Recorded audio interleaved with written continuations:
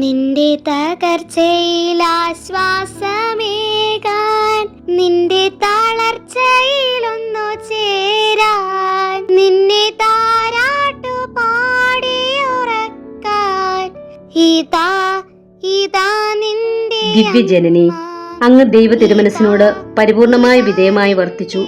എല്ലാ നിമിഷത്തിലും അതുമാത്രമായിരുന്നു അവിടുത്തെ ജീവിത നിയമം.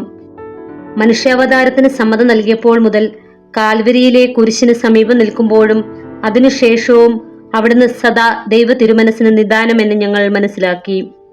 ദൈവമാതാവേ, അങ്ങേ വത്സല മക്കളായ ഞങ്ങളും ദൈവ തിരുമനസ്സിന് പരിപൂർണമായി വിധേയരായി ജീവിക്കാനുള്ള അനുഗ്രഹം നൽകണമേ. ജീവിത ക്ലേശങ്ങളിലും പ്രലോഭനങ്ങളുടെ തിരകൾ അലയടിച്ചുയരുമ്പോഴും രോഗങ്ങളും യാതനകളും അനുഭവപ്പെടുമ്പോഴും ദൈവ തിരുമനസ്സാകുന്ന ദീപശിഖ ഞങ്ങൾക്ക് മാർഗദർശനമരുളുവാൻ അങ്ങ് സഹായിക്കണമേ.